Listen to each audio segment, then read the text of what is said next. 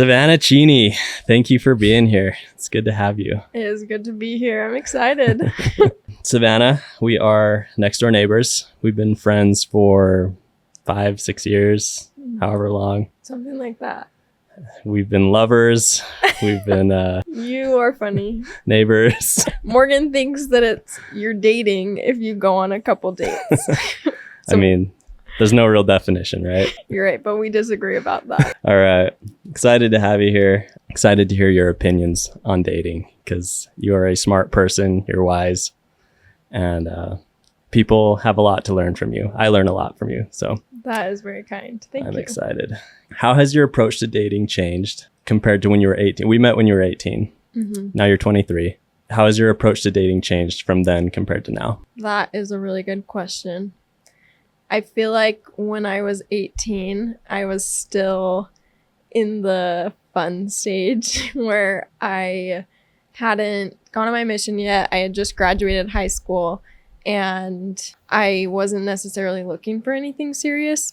And so anything that was, I don't want to say entertaining, but that added joy to my life, but in a surface level way, I feel like that was what I was looking for. And anytime people wanted to get serious, it kind of freaks me out a little bit. But now at this point, at 23, I feel like I am over this stage of just looking for fun. And I think at this point, I definitely know what I want. And I don't put up with as much as I did in dating when I was 18. And so I think that my interactions with people are more focused and to the point, and I know sooner if it's going somewhere or not. Yeah. If that makes sense. That does make sense. And I think that's natural. Yeah. So compare from then until now, what's changed in what you look for in a guy? When I was 18, I think I was just looking for someone that was attractive and fun and taller than me. And outside of that, there weren't that many specifications. But at this point, the things that I look for and that are most important to me are somebody who is patient and somebody who has a direction in life and someone who I have confidence in that they would be able to provide for a family. And I still want to date someone who I'm attracted to. Yeah. But those are some of the biggest things that I didn't necessarily realize would be important to me when I was 18. But at this point, they are definitely near the top of my list. And also, I am absolutely looking for someone that has a really strong testimony and is trying, it sounds like a primary song, but trying to be like Jesus, you know? I love that. Yeah. That's cool. How would you say dating is different today compared to, say, our parents' generation? Right. Well, I think the biggest difference is online dating. And it's super interesting because, you know, when our parents were growing up and they were dating, it just wasn't an option. But at this point, it almost seems to a lot of people like the only option. And so you're either getting to know a lot of people at surface level really fast or not putting yourself out there in face-to-face situations because you have that to fall back on. And I think that's probably one of the reasons why people at this point don't go on dates as much. And it's, you know, that, or let's hang out, let's do something and hang out. And it's not official dates. And I think that we're just conditioned out of real dating because of, you know, technology and having that crutch. Yeah. It's unfortunate in a way, isn't it? It is. It's really sad. Man, I think a lot of people would fare better. Personally, I feel like if we didn't have dating apps. it works for some people. You know, there's definitely people that find their person through dating apps, but Right. it almost feels like society as a whole took a step in the wrong direction when dating apps came out, which is kind of unfortunate. Yeah. It's not impossible to find success through dating apps, but Right. It's really interesting because at this point, I don't know if we'd ever be able to go back, because it's, I think, a scenario where we would have to take a step back before being able to take steps forward. And I think that a lot of people wouldn't be willing to take that step back because, like you said, it does work for some people. It works for a lot of people. And I think in order to get back to where we're having those good experiences and opportunities for dating face to face and through, you know, real world interactions with people, we would have to, you know, take that crutch completely away, like you were saying. But it's just people aren't willing to give that up. Right. This is the reality that we have now, which is unfortunate. What advice would you give to a parent who tells their daughter that they just need to try harder? See, this question is interesting because I think sometimes people do struggle in dating because they don't try. Yeah. But a lot of the times people feel like they are trying as hard as they can. And so that advice, it's not going to do anything. And so as a parent, I feel like you would be better off giving ideas on how they can improve. And sometimes I think it's hard because, you know, we can see other people's dating mistakes way easier than they can see their own. And as a parent, it's a tough position to be in because you know all of their faults. Yeah. And you've seen the worst sides of them. And you probably have a good idea why their dating life isn't going that well. And it's a harsh truth to share with someone, but it's, you know, I think it's a merciful thing to do as well as a parent. And it's kind of, I think it fits in your parental role to be that person that's willing to share those hard truths so that they can be more successful. Right. Yeah. So you do think that there are scenarios where a parent could be in the right for saying something like that? Something like that. That's probably not the right way to say it, right. But I think it could be appropriate to encourage a little more effort in some scenarios and situations. I've been surprised how many women have told me that they've, you know, their dad or maybe their mom has said like, well, you just need to try harder, or, you know, like you're just not doing this right. And then they get really mad because they're like, they don't feel like their parent understands what dating's like now. Right. So it's kind of disconnect, you know, but I agree with you. I think that there are times when, you know, maybe we need to humble ourselves a little bit and listen to the parent, you know. And at the same time, you know, I think some parents could be a little more compassionate and understanding because it is absolutely different. And there's some things that they'll never understand about, you know, the dating world these days. Yeah. And so I think there's, you know, both sides to that.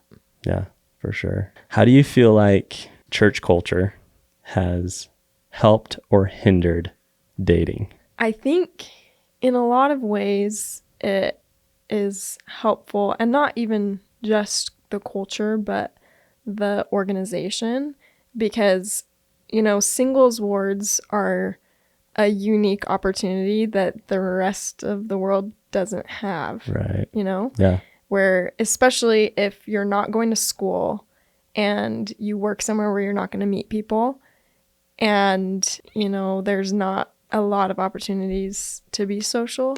And so I think that in and of itself is a really big blessing and a helpful, I guess, tool that I think a lot of people take for granted because they've just never had to not have it. But I think it can be hurtful at the same time, singles wars specifically, because you get in a group of guys or girls that are all struggling with dating, you know, and there can be negative habits and views and perspectives that can spread. And I think that's super hurtful because, you know, men and women both get bitter. And if you're just bitter about dating, I think it lowers your chances exponentially of, being able to find someone that does make you happy.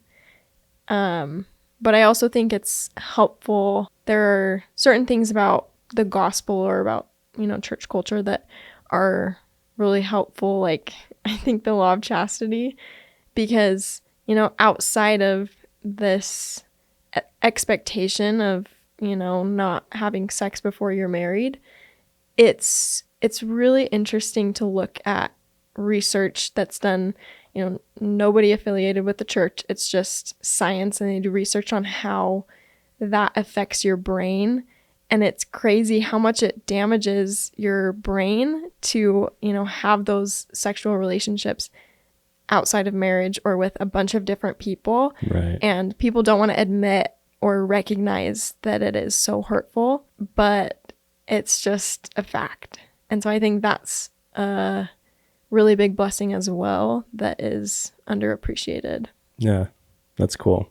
Yeah. It's cool to hear this side. I was talking to a woman on Monday. So this is 6 days ago, 5 days ago, whenever it was. She was not a member. She wasn't religious at all. And she's from Utah. And she was being very cordial. She wasn't like blatantly saying anything bad about the church, but she had a lot of opinions and ideas of, dating within Utah and how she would call it the predominant religion, and how that like hinders things. And it's interesting, it's cool to hear your perspective, because I feel like for the most part, it's a positive thing in your mind, the culture. Yeah.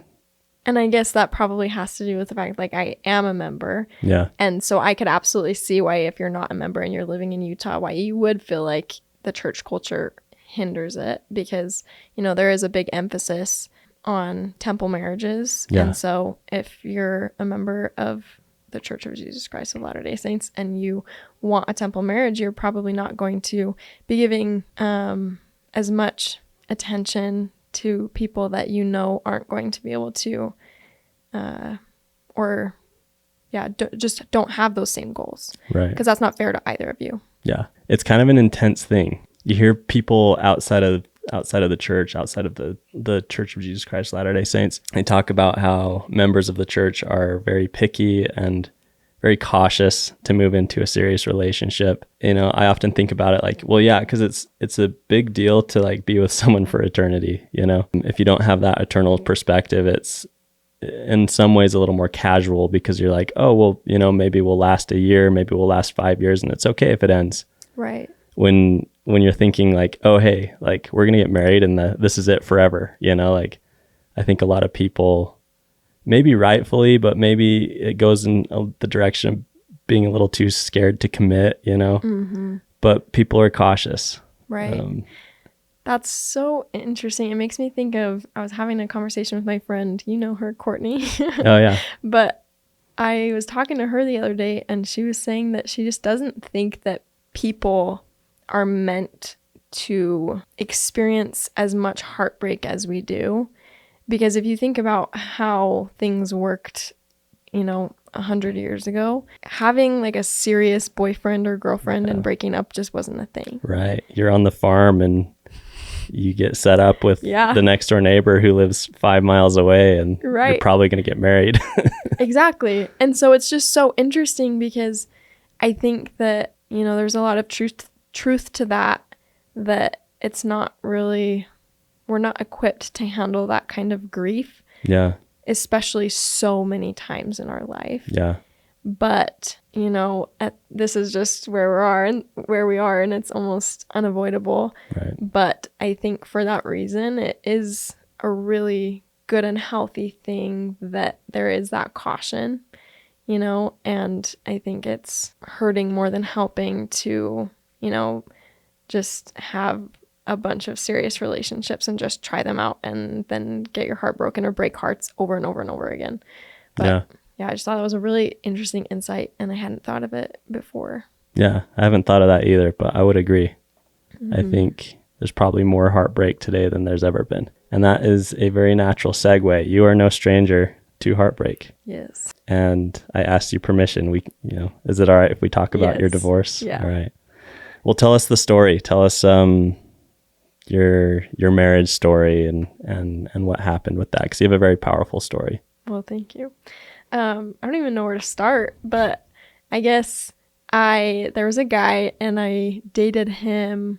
Well, so first we served our missions together, but don't worry, it was platonic on the mission. Nothing happened. I wasn't worried. Okay, good. Yeah. I knew him for about a year on the mission, and then he came home like 3 months before me. And then when I came home, we started hanging out. We were just really good friends. And then we just started spending a ton of time together, and we ended up dating, and we dated for like 10 months. And long story short, we got married. Yeah. And, I felt really good about it. And he, said he felt really good about it. And then like a month after I got married, then I got a random disease, and it's called Guillain-Barré, and it basically was where my immune system started attacking my nerves and damaging the myelin sheath so that, the electrical Currents. Currents and messages wouldn't travel fast enough. And so it basically left me paralyzed for a couple months. And so It was a scary time. it was really scary. Man, I remember talking to your sisters, because we're next door neighbors. I mean, you weren't living there at the time, but they were all very worried. All of us were very worried about you. Mm-hmm. So, yeah, it was definitely unlike anything I've ever experienced. Don't wish it on anyone. It was terrible, but tell us how paralyzed you were. That's a good question. You've talked about it. You could barely move your arms, right? Yeah, so I had like a little range of motion with Couldn't my walk. arms. You couldn't sit up by yourself. Yeah, I couldn't move my legs. You couldn't even hold up all. your phone by yourself, right? Right. Yeah, and like any weight in my hands, I couldn't hold like at all outside of my body or away from my body. Yeah. But like sitting up on a couch, if someone helped to move me to the couch, I could barely like hold up my own head with my neck. And so it was like pretty bad, I would say. I mean, I am grateful that it wasn't more than that I had a little bit of motion and movement. But yeah, it was I couldn't do anything myself. And, at first I felt like I was so lucky, and I was very, very grateful for this guy that I had just married, and I was like, he's the best. Like, he's taking care of me. He's helping me to do all these things. And that's so hard for him because, who wants to get married and instantly just become a caretaker? Right. Like nobody wants that. But I just was so grateful for him. And then it was, and I guess at that point I had started noticing like little things that. Right.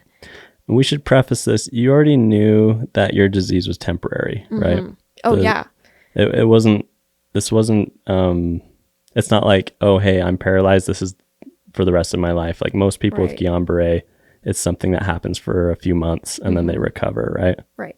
So it wasn't like you both as newlyweds were thinking like this is the next 50 years of our lives or anything like that. Yeah. We had a pretty good idea that it would be under a year. Yeah. Was like a good estimate. We weren't sure if it'd be like a little less, maybe a little more, but not to say it wasn't extremely difficult. Right. But it's important to have that context for what happened next, Exactly. Yeah. But yeah, during the worst of it, I kind of started or I guess even when I was getting sick, I noticed little things that were kind of send off like little warning signals in my brain, and I was like, that doesn't seem right. Like when I was getting sick, I was trying to tell him that something was seriously wrong, and he asked me if I was making myself sick or pretending to be sick for attention, and I was like, whoa, like, do you even know me? Yeah. This is so wild. It just blew my mind that he would ask that. But, I kind of just brushed it off, and I was like, okay. And then, as it got worse, he kind of would make remarks that led me to believe that he thought I was, weak for either getting sick or weak for not being able to do the things that I used to do and letting this disease, limit me. Yeah. And as soon as I started getting better, I think the first week that I started walking again without a walker, and I remember I had started cleaning up around the kitchen because our house was just messy, and it's expected because he was spending his time, he was working and taking care of me, and so, I had no other expectations. But I was like, okay, now that I can walk, I'm gonna help out, I'm gonna do something around the house, because, I felt bad that I had been sick for the last couple months and couldn't do anything. Yeah. And so I went and was cleaning up around the kitchen, and I put all the dirty dishes in the sink and was wiping off the counters and trying to sweep. And then I just got hit with a wall of exhaustion. And I was like, I'm going to pass out. Like, I have used literally all of my energy and I have none left. And so I walked into the room that he was working in, and I was like, hey, just so you know, like, I put the dirty dishes in the sink, but I don't have the energy to do them right now. But if I get more energy later, like, I plan to do them. And I just wanted to let him know that I wasn't just putting them there and leaving them there. I wanted to, kind of explain my thought process. And he just freaked out about it. And he was like, you've got to be kidding me. Like, I did your dishes for 3 months. You can't do mine for 1 day. And I was like, just taken back. Yeah. Because, the whole time up until now, my view of him, or, what I thought was going on, was that he loved me enough to take care of me and serve me. And I was like, this has brought us so much closer. Like, after I get better from this, our marriage is going to be so much stronger. And, I'm just so grateful. I'm so excited to, be able to, show him how much I love him, because, I couldn't do anything. I could barely even talk. And so even talking was exhausting. But it was just a big wake up call for me. And at that point, we ended up having a couple of conversations about, what love is and how it's not supposed to be about keeping score. And it was really eye-opening to me, because I realized that to him, he really truly believed that I owed him for everything that he did for me while I was sick. Yeah. And it felt a little bit like he resented me for getting sick and that he had to do all of these things for me. Yeah. And so that was when things really changed. And I realized that, all the things he was doing for me, it wasn't out of love, it was out of, obligation, and that he expected me to pay him back for it. Yeah. Which was, it was sad. And that same week, it was probably a couple days later, I remember I saw a text pop up on his phone from his mom, and it just said, "Why do you want to divorce Savannah?" Oh, and that's how you found out. Yeah. How many months in was this since you had gotten married? So the text was 5 months in. 5 months in. Yeah, so not that long. And I had, been sick for 4 of the 5 months. Yeah. And, I had no idea what to do. And so I slept on it.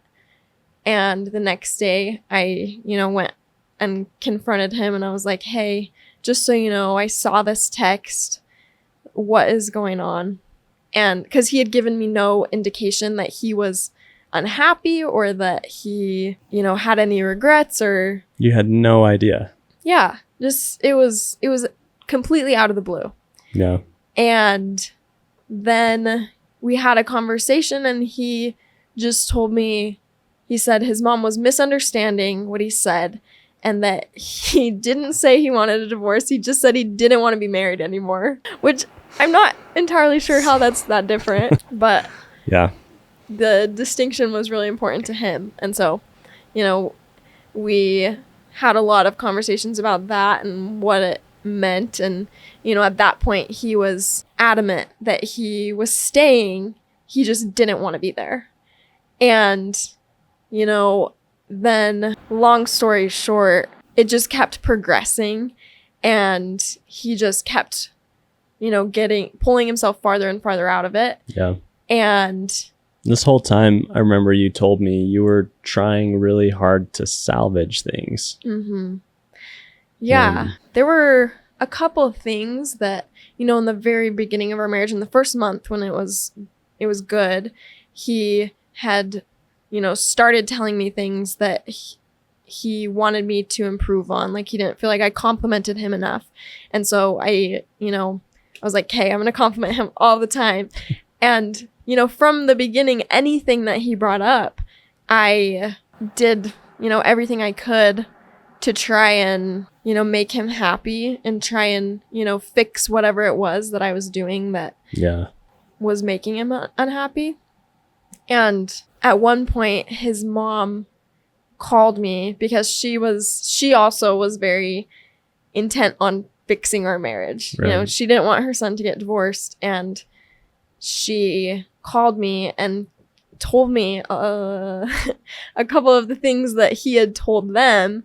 And while I was sick, he was calling his family, telling them that I was weak, and that if he was the one that was sick, like, he'd just get up, and that I wasn't any fun anymore, and that it's kind of hard to be fun when you're paralyzed. Right. I was like, this is crazy. But she said she tried to explain that to him and, point out that I was so sick. But he was just like, no, this isn't the person I married. Like, she was adventurous. She wanted to do things. And, it's hard because he was nowhere even close to understanding what I went through when I was sick and how hard it was and how much effort I was putting in every single day to try and be pleasant to be around. Yeah. Because I didn't feel like it. I felt miserable and was, really depressed, but I didn't want to bring that and, put that on him because he was already doing so much. And he was never really like a good emotional supporter. And so, yeah, it was just really interesting to me, the things that he had said to his family, because they just seemed like he was misunderstanding a lot of things or just saying things to try and find some kind of an excuse almost. Yeah. It was really interesting. But then after a little while, and he kept assuring me he was staying, we came to Utah and we were here for one of my family reunions. And I had gone out to breakfast with a friend and came back, and I'd brought him some food back. And I walked into the room and he hurried and hung up the phone as fast as he could. And so that was kind of not a good sign. Right. And I tried to, I trusted him when he, told me that he wasn't like cheating or anything like that. Yeah. But I didn't want to press things at that time. Like, I'm someone where I like to take time to process before having hard conversations, because I don't want to say something I'm going to regret. I don't want to, say something out of hurt or anger or anything like that. And so I just was like, okay, here's your food. Like, I'm going to go. And he was like, what? Why? Like, acting like nothing had happened. Yeah. And I was like, well, it seems like you need to finish a conversation. And it seems like you tried to get off the phone as fast as you could. And he was like, well, yeah, I did. But it was my dad. And I was just talking to him about how I have commitment issues. And it was so frustrating because, all of these things that he had talked to his family about that supposedly were reasons why he didn't want to be married anymore, he had never mentioned them to me. And so the first that I heard of any of these things that, seemed wild to me, the first I heard of them was from his mom. Wow. And so after that, I talked to him and I was like, hey, I don't want you to be feeling this way, but I can't change anything if you're not telling me what to change. And if you're not, I can't read your mind. And so he had promised that he would talk to me. And it was really frustrating. And so we have this conversation and I'm like, what can I do? Like, you say you're not happy, but I'm doing everything that you ask me to. Yeah. I'm changing all these things. And it wasn't that much, but I was putting everything that I had into it. And at this point, I still had such little energy and was still very weak. And it took most of my energy to just go up the stairs. And so everything else that I had, I was putting into trying to make him happy and trying to fix whatever it was that was wrong. Wow. And so we have this conversation and he just can't give me any answers. He can't tell me why he's not happy. He can't tell me why he doesn't want to be married, just that he has commitment issues. And I asked him, what else is left? Like, what can we do? What do you need? Do you need space? Do you need less space? Like, Yeah. And he was like, well, do you want space? Do you want to take time apart? And I was like, no, absolutely not. I don't. And then these drywall guys came in, so we didn't get to finish our conversation. And freaking drywall guys. I know, for real. And he was just like, well, do you want to go on a drive and finish the conversation? And I was like, sure. And so we go get in the car and all he says is, do you want space again? And I'm like, no, I don't. And that was it. And so I'm like, okay, I don't know what to do still, but I go upstairs and I'm talking to my family because he's working downstairs. And then I go downstairs and he is packing his bag. And I was like, what is going on? And he's like, I am going to take a little space. I'm going to go finish work at a coffee shop. And I think it'll be good. And I was like, okay, like this is kind of weird. Yeah. But if this is what he needs, it's what he needs. And so then he leaves for work. And then after he finishes work, he goes straight to Salt Lake and ended up staying with his sister for days.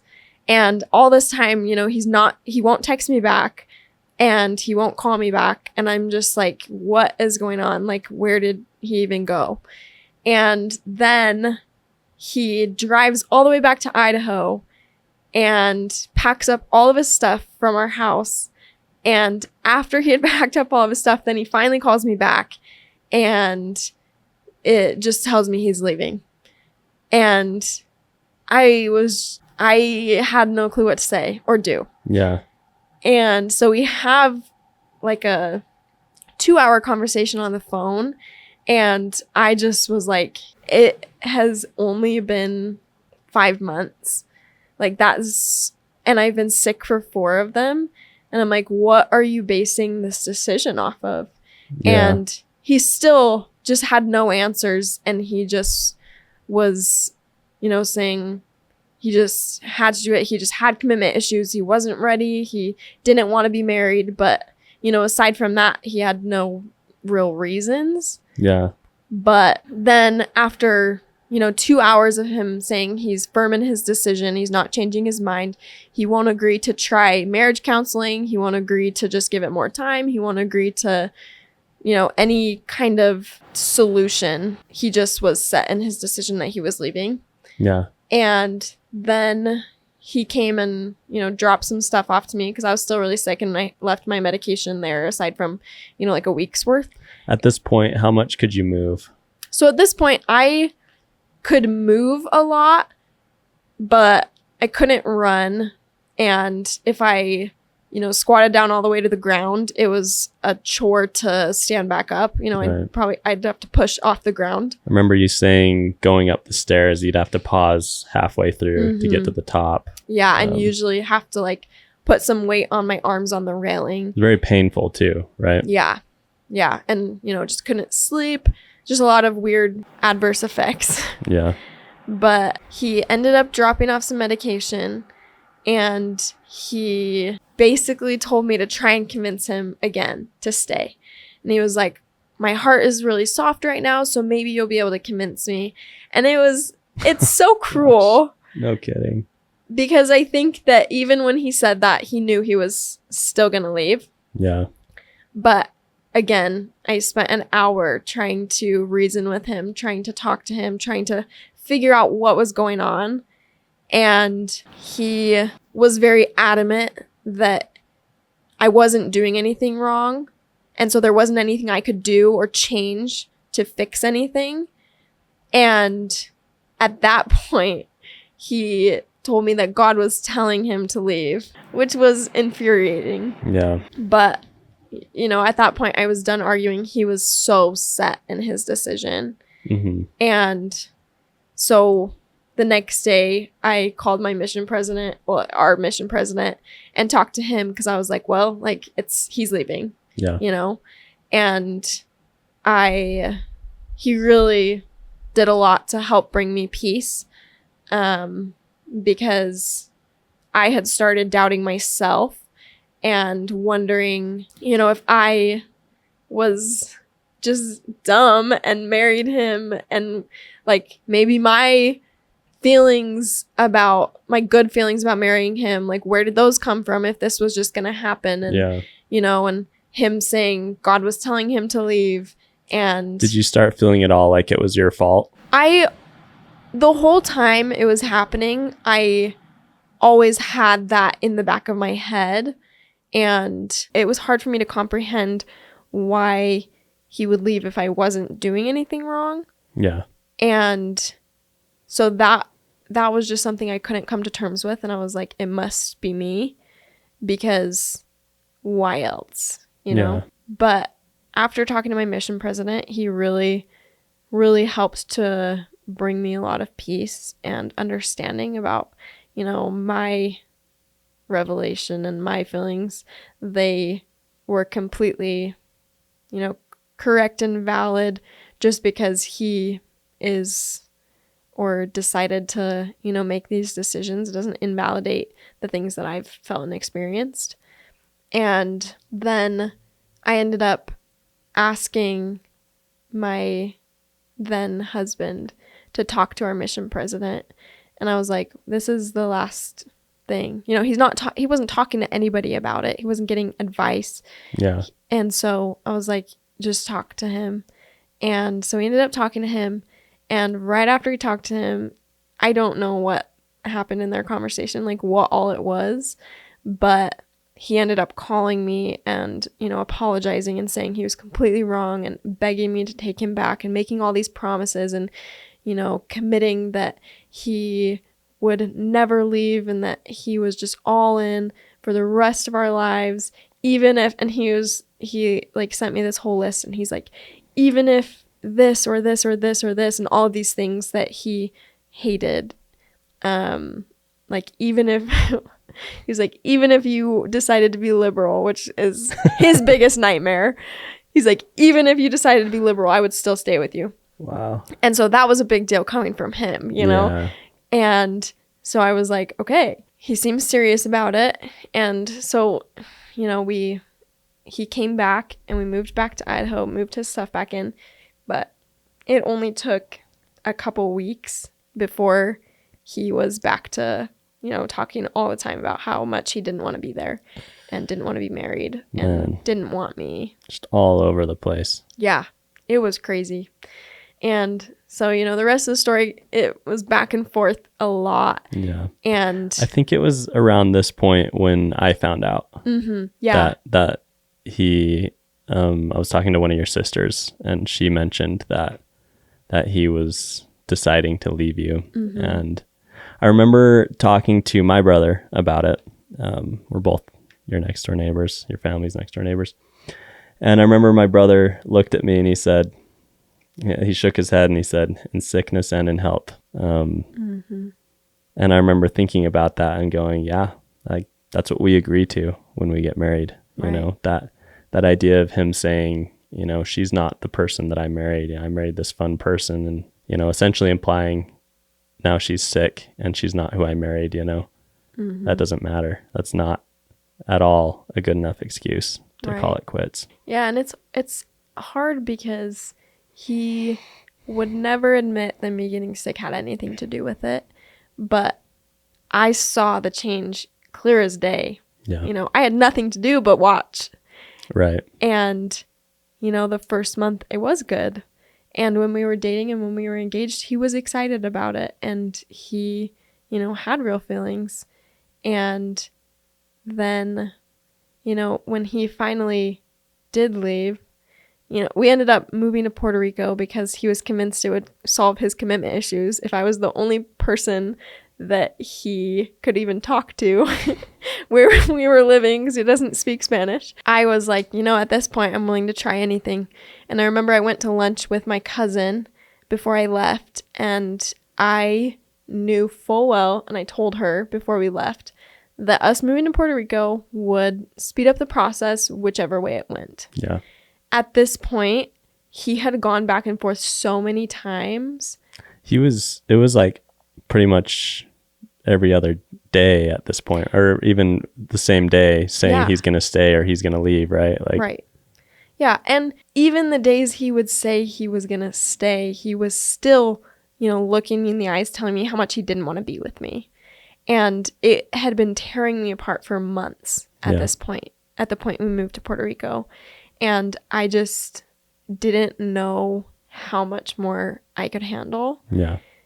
And, I really wrestled with it, because I am a very big believer that when you decide to get married and when you make those, vows, or, if you're getting married in the temple, those covenants, that it's a really big deal. And I had prayed about it a lot because I didn't know how much longer I could take it. Yeah. And it was really hard for me not to leave, because who wants to wake up every day having their spouse tell them how much they don't want to be with them?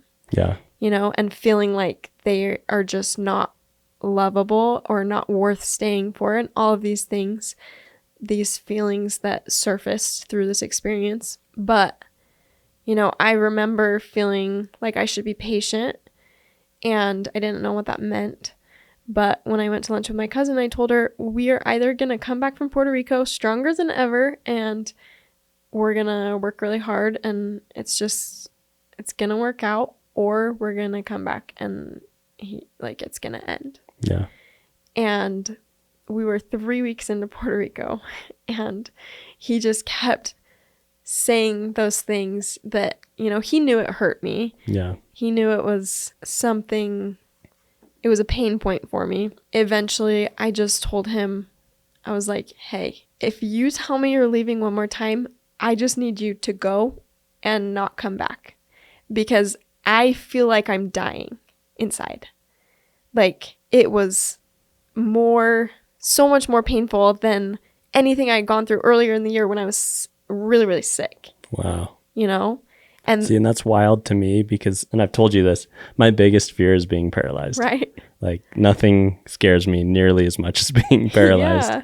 And to imagine that what you were going through was worse than being paralyzed, that's, I can't even imagine. Right. And so it was so hard for me to say that, because I knew he was going to leave. And I loved him a lot, and I was all in. And so he, as soon as I said that, he didn't even take any time to think about it. He was just like, okay, I'm leaving. And so then we moved back from Puerto Rico, and he left, and he went and moved into the apartment that I had found for us. Wow. And it was just that's the short version, right? There were so many other things that went into it. And, ultimately when he left, his reason had changed, a million times. But at that point, he just said, he's like, I don't love you. I've never loved you. I lied to you to get you to marry me, but I wasn't ready for marriage. And so I'm going to leave. I want to go back to my life before being married, because I just wasn't ready for this. Wow. Yeah, it was crazy. That is a crazy, crazy story. Yeah. I mean, I don't know of anyone that has a story like that. Well, what's crazy is that since being divorced, I've had the opportunity of, getting to know other wonderful women that have gone through fairly similar things. I mean, obviously, the sickness is a unique part of it. Yeah. But it's crazy to me how casually people make those vows and covenants, and how casually people view marriage these days. Yeah. And it's so sad. Man. So what advice would you give to men in the modern dating world to help them thrive, to help them not struggle with the experiences that you have? What's the advice you'd give? That's a really good question. I think a lot of it, and this is specifically, I guess, related to these kinds of situations or these kinds of mindsets, but I think a lot of men have mixed priorities. Their priorities are not in the right place.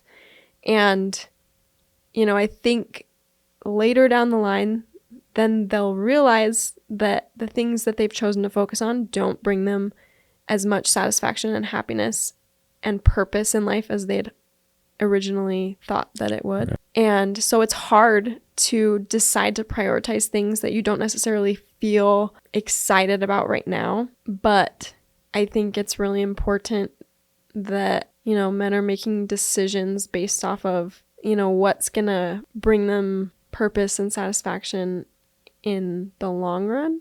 Yeah. Because at a certain point, it's going to be not really too late, but it's going to miss out on time. Yeah. You miss out on things. Exactly. Yeah. And I think a lot of the time, and this is men and women, but just people in general are, I think, naturally selfish.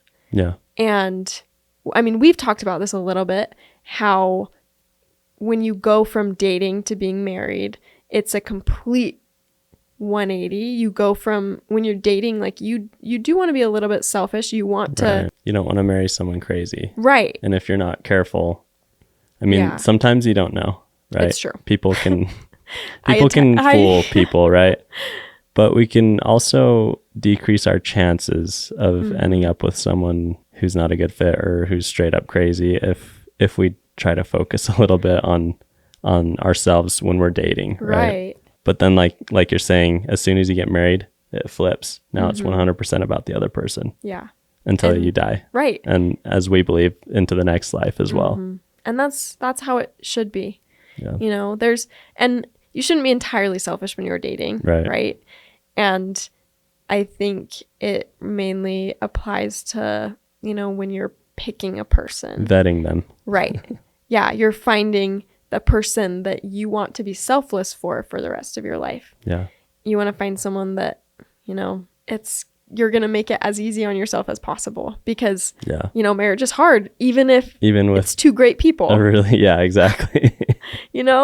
And so why make it harder on yourself than you have to? Yeah. But at the same time, it's just so hard to be selfish and then make that switch if you don't have your priorities in the right place. Because if you're getting married thinking that your top priority is just whatever's going to make you happy, you're going to be so miserable because there's going to be every single day probably something your spouse does that just irritates you or rubs you the wrong way or just isn't exactly how you want it. And if your priority is you being happy and having things how you want them to be, you're going to be miserable for the rest of your life, which is sad. Yeah. Yeah. Man. Well, you're such a good example of someone who has bounced back. Thank you. I don't know if I've ever met anyone personally who has such a good attitude considering what you've been through. We've talked a lot since your divorce, and you have a uniquely positive attitude despite the trials and despite the heartbreak and despite all these things. Thank you. And that's a very unique and impressive thing. That actually means a lot to me. I definitely put a lot of energy into it, and it pays off too. I don't only act positive, but I feel positive, and it makes me happy. Cool. Yeah. Thank you, Savannah. Thank you for coming in. This is a good first episode, powerful first episode. So thank you. Thanks for having me. It was so fun.